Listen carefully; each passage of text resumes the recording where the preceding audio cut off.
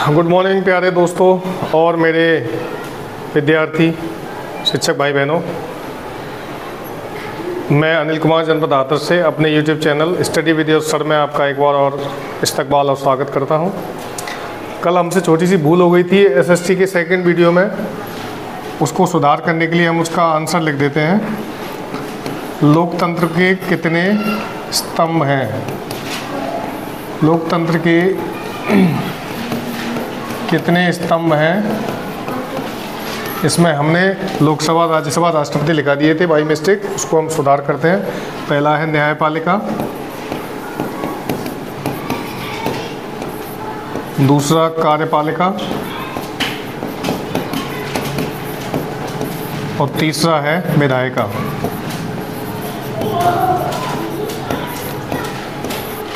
तो मनुष्य है, हम भी भूल हो जाती है, कोई बात नहीं, उसके लिए सुधार करने के लिए माफ़ी चाहते हैं। आपको कष्ट हुआ उसके लिए।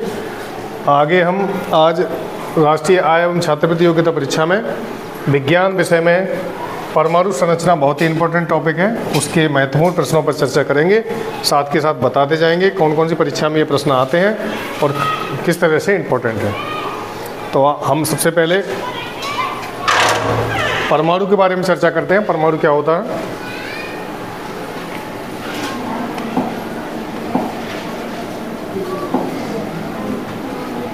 एटम,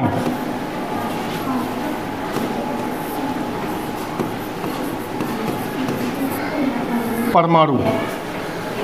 परमाणु की परिभाषा के बारे में अगर बताया जाए तो परमाणु किसी भी पदार्थ का वह सूक्ष्म पदार्थ नहीं, किसी भी तत्व का वह सूक्ष्मतम कण है जो स्वतंत्र अवस्था में नहीं रहता, स्वतंत्र नहीं रहता लेकिन रासायनिक अभिक्रिया में भाग लेता है। किसी भी तत्व का ये सूक्ष्मतम कण है। देखिए यहाँ देखें, तत्व से मिलकर बना है, तत्व मिलकर बना अणुओं से, और अणुओं से मिलकर बना परमाणु, और परमाणु के भीतर होता है नाभिक, और नाभिक के भीतर होते हैं मूल कण। कौन कौन से तीन मूल कण हैं? इलेक्ट्रॉन, प्रोटॉन और न्यूट्रॉन। ठीक है, ये मेन चीज है। तो पहला क्वेश्चन लिखेंगे हम इसमें, परमाणु के नाभिक की खोज किसने की थी? परमाणु नाभिक की खोज किसने की?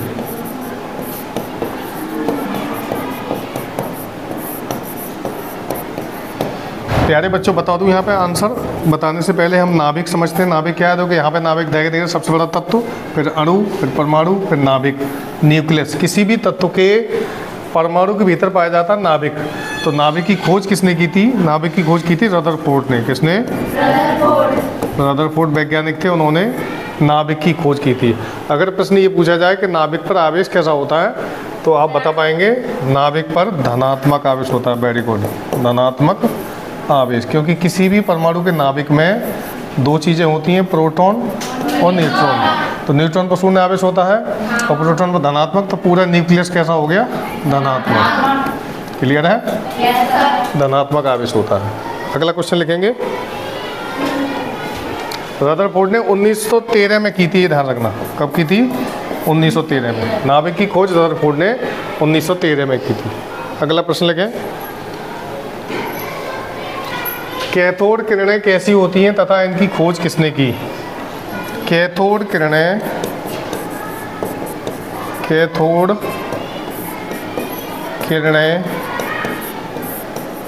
कैसी होती हैं तथा इनकी खोज किसने की?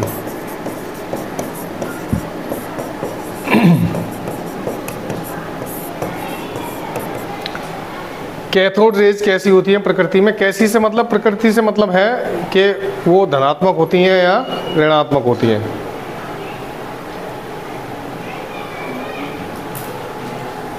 ठीक है, तो कैथोड रेज नेचर में कैसी होती हैं? क्या चाहिए बेटा? चलिए लिखिए आगे। इसका आंसर लिखेंगे ये ऋणावेशित होती हैं किरणें, कैसी होती हैं? ऋणावेशित। और इसकी खोज की थी सर जे टॉमसन ने। टॉमसन लिख लें खाली, या थॉमसन भी बोलते हैं इन्हें, थॉमसन। परीक्षा में महत्वपूर्ण प्रश्न है बच्चों, ये पहले आ चुके हैं और आगे भी रिपीट हो सकते हैं, तो आप पढ़ते रहिए। बैठे आगे लिखिए अगला।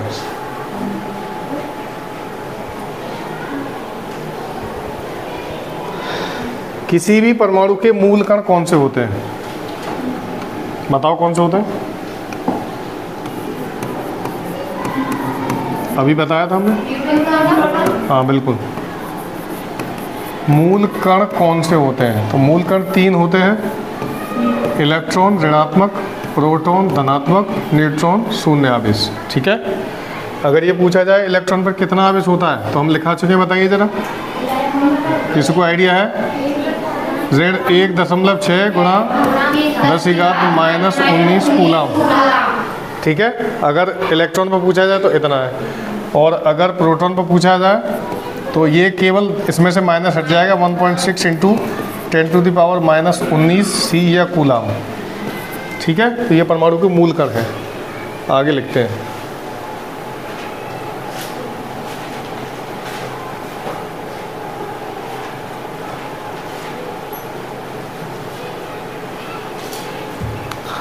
लिखिए अगला क्वेश्चन।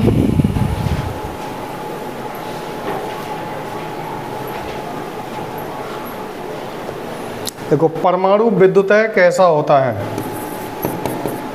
किसी भी तत्व का परमाणु विद्युतः, देखो नया शब्द है, विद्युतः कैसा होता है, यानी इलेक्ट्रॉनिकली कैसा होता है वो। किसी भी तत्व का परमाणु आवेश में कैसा होता है, उस पर कैसा आवेश होता है। तो आंसर लिखेंगे उदासीन होता है ये। जैसे न्यूट्रॉन उदासीन होता है, उदासीन यानी ना धनात्मक ना ही ऋणात्मक। अगर किसी भी तत्व का परमाणु इलेक्ट्रॉन दे रहा है, क्या कर रहा है? इलेक्ट्रॉन दे रहा है, तो ये हो जाएगा धनात्मक। कैसा? इलेक्ट्रॉन अगर निकल रहे हैं तो धनात्मक होगा, और अगर इलेक्ट्रॉन ले रहा है तो हो जाएगा ऋणात्मक। ठीक है। कन्फ्यूज होने की जरूरत नहीं है। हम परमाणु संरचना के बारे में बात कर रहे हैं। परमाणु कहाँ से आता है, क्या होता है। संसार का प्रत्येक तत्व जो है, तत्व के भीतर परमाणु पाए जाते हैं। आगे लिखिए अगला।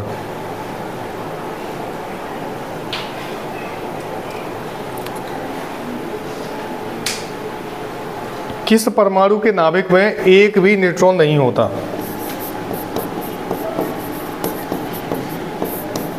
किस परमाणु के नाभिक में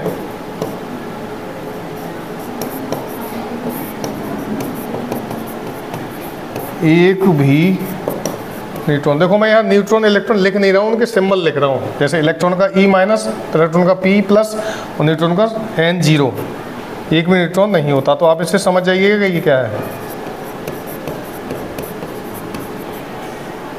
आंसर लिखेंगे हाइड्रोजन 1H1 या हाइड्रोजन। हाइड्रोजन के बारे में बच्चों कहा जाता है हाइड्रोजन भविष्य का ईंधन है। क्या है? भविष्य का ईंधन। और इसका दहनमान कैसा होता है? दहनमान उच्चतम होता है। कैसा? या अधिकतम। दहनमान से मतलब क्या है? ऊर्जा देने वाला मान, यहाँ से इनमें से कितनी एनर्जी निकलेगी, इसलिए इसको भविष्य का ईंधन बोलते हैं। हाइड्रोजन को क्या कहते हैं? भविष्य का ईंधन। हाइड्रोजन का प्रतीक है H, 1H1। परमाणु भार 1 और परमाणु संख्या भी 1। आगे लिखिए।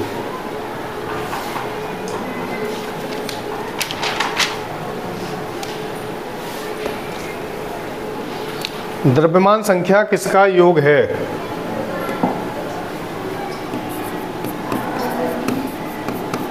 द्रव्यमान संख्या क्या है, लिख लीजिए।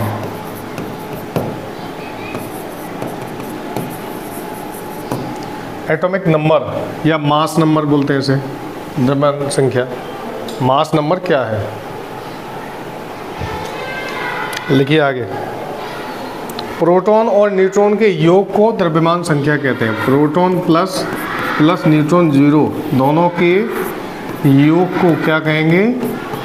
द्रव्यमान संख्या।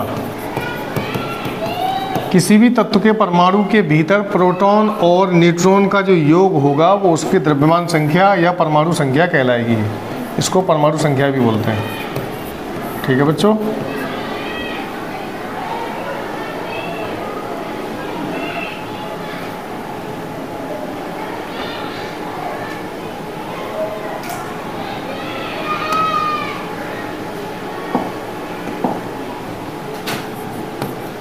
परमाणु संख्या, ठीक है। द्रव्यमान संख्या परमाणु संख्या एक ही है, 2 बार लग गया कोई बात नहीं, इसे काट दे रहे। चलो अगला क्वेश्चन देखिए।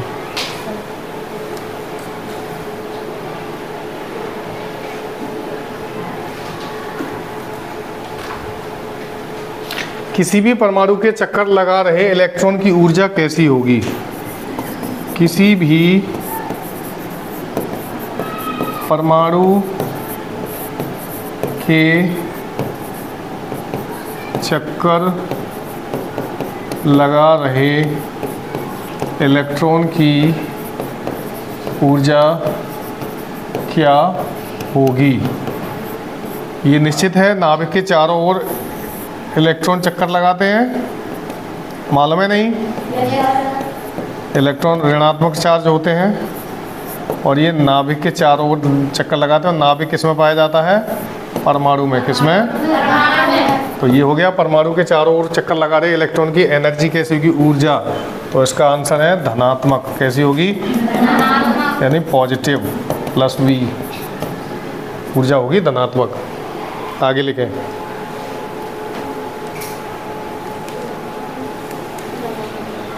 लिखिए, नाभिक धनात्मक होता है या किसने कहा? अभी हमने प्रश्न पर चर्चा की थी कि नाभिक का आवेश कैसा होता है? नाभिक धनात्मक होता है। ये किसने कहा था? होता है, यह किसने कहा? तो देखिए एक चित्र के माध्यम से समझते हैं नाभिक धनात्मक है किसने कहा था। जैसे जब वैज्ञानिक ने, क्या नाम था उनका, रदरफोर्ड सही आंसर बताया था बच्चे ने। रदरफोर्ड ने किसी परमाणु के नाभिक पर एल्फा कणों की बारिश की। किसकी? एल्फा कणों की। तो कुछ एल्फा कण तो वापस लौट आए, कुछ एल्फा कण परावर्तित हो गए। तो जब यहाँ पर प्लस है, क्योंकि यहाँ पर प्रोटॉन और न्यूट्रॉन थे, तो प्लस प्लस एक दूसरे को प्रतिकर्षित करते हैं। क्या करते हैं? समान आवेश एक दूसरे को प्रतिकर्षित करते हैं। तो जब इन्होंने रदरफोर्ड ने देखा कि ये किरणें सीधी न जाकर टकराकर उधर लौट रही हैं, तब इन्होंने ये अंदाज़ा लगा लिया कि नाभिक धनात्मक होता है, क्योंकि इसके अंदर प्रोटॉन थे धनात्मक। ठीक है, एल्फा कण पे भी धनात्मक आवेश होता है और प्रोटॉन पे भी धनात्मक आवेश होता है, दोनों एक दूसरे को प्रतिकर्षित करेंगे। आगे लिखिए, परमाणु भारक का अंतर्राष्ट्रीय मानक क्या है?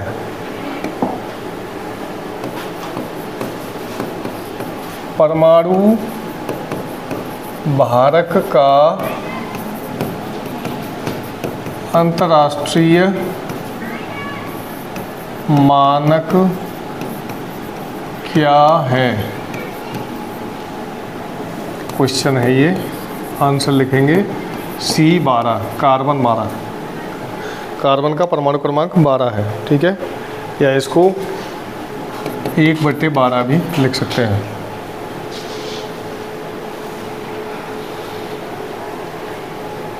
अगले एक क्वेश्चन, आणविक सिद्धांत किसने दिया? आणविक सिद्धांत किसने दिया? आंसर देखिए, आंसर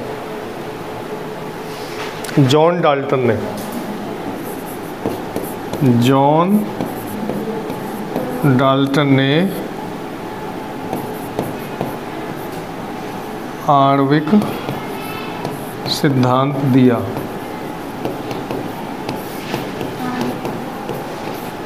एटॉमिक प्रिंसिपल या मॉलिक्यूलर प्रिंसिपल, ठीक। आगे लेके अनिश्चितता का सिद्धांत किसने दिया? अनिश्चितता, अनिश्चितता का सिद्धांत किसने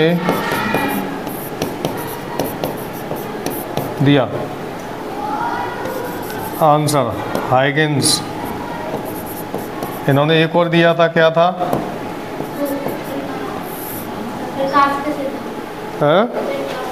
इन्होंने दिया था प्रकाश का कण सिद्धांत, हाइगेंस ने, ठीक है।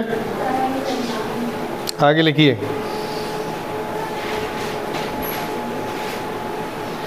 देखो, इस सिद्धांत के अनुसार किसी भी कण की स्थिति और वेग, ये दोनों अनिश्चित होते हैं। कैसे होते हैं? अनिश्चित समझते हो क्या होता है? अनिश्चित का मतलब कितना भी हो सकता है, निश्चित नहीं होता, कम या ज़्यादा हो सकता है। जैसे वाटर का pH मान कितना? 7, ये निश्चित है, ठीक है। अगर ये ऊपर नीचे होने लगे तो वो कहलाएगा इंडेफिनिट यानी अनिश्चित। जैसे समय होता है 2 घंटे, 4 घंटे, 5 घंटे, ये कहलाता अनिश्चित समय। और 2 बजे, 4 बजे, 5 बजे, ये कैसा समय? निश्चित, क्योंकि 2 बजेंगे ही, चाहे 2 बार बजे, 4 बजेंगे वो भी 2 बार बजेंगे। आगे लेके, वह कण जो नाभिकीय कणों को बांधे रखता है, वह कण जो नाभिकीय कणों को, वह कण जो नाभिकीय कणों को बांधे रखता है, क्या कहलाएगा? आंसर मेसोन बोलते हैं उसे, मेसोन। क्या बोलते हैं? मेसोन।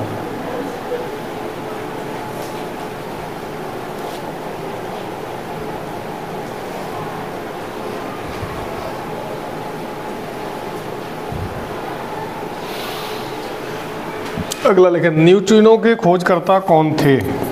न्यूट्रिनो, न्यूट्रॉन नहीं है, ध्यान रखना।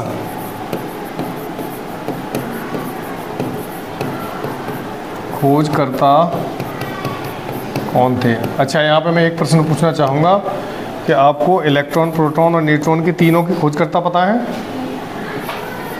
इलेक्ट्रॉन, प्रोटॉन और न्यूट्रॉन नहीं पता? अगर नहीं पता तो एक सूत्र लिख लें, ईंट पर नाच, ईंट पर नाच, ठीक है। ई से इलेक्ट्रॉन, पी से प्रोटॉन और ना से न्यूट्रॉन। थॉमसन, रदरफोर्ड और चैडविक, सर जेम्स चैडविक या चैडविक, ठीक है। ये फॉर्मूला होता है। तो ये क्या कहलाते हैं? परमाणु के मूल कण। क्या कहलाते हैं? किसी भी तत्व के परमाणु के मूल कण होते हैं इलेक्ट्रॉन, न्यूट्रॉन, प्रोटॉन, ठीक है। यहाँ पूछा जा रहा है न्यूट्रिनो, तो ये न्यूट्रिनो अलग है और ये न्यूट्रॉन अलग है, ध्यान रखना। तो न्यूट्रिनो की खोज करता है आपके पाउली, वैज्ञानिक थे पाउली, उन्होंने न्यूट्रिनो की खोज की थी और इसको गामा से प्रदर्शित करते हैं। किससे? गामा। गामा किरणें होती हैं, इनकी भेदन क्षमता सबसे अधिक होती है।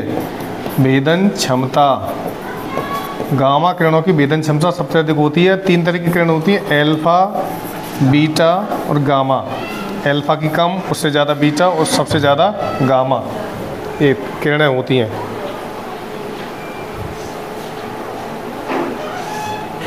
मेसोन के खोजकर्ता थे युकावा, यहाँ लिख लेना चाहो तो।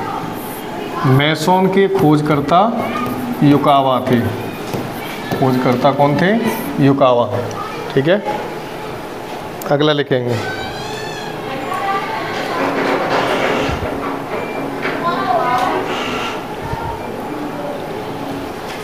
लिखो 6C12 में 6C12 में यानी कार्बन 6 होता परमाणु संख्या और ये होता परमाणु भार, ठीक है।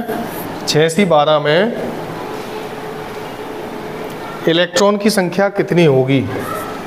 इलेक्ट्रॉन की संख्या कितनी होगी? तो देखिए इलेक्ट्रॉन की संख्या निकालने के लिए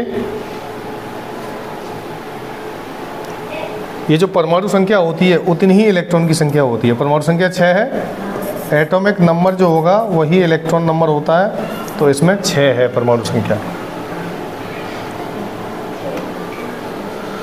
ठीक है।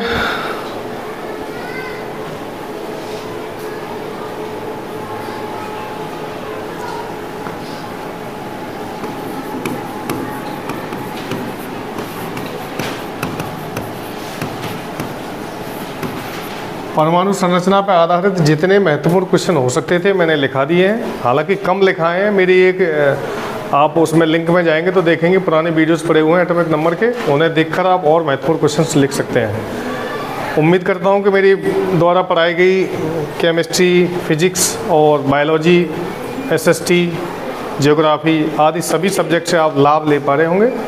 जिन्होंने अभी तक चैनल को सब्सक्राइब नहीं किया वो सब्सक्राइब कर लें और शेयर भी करते रहें।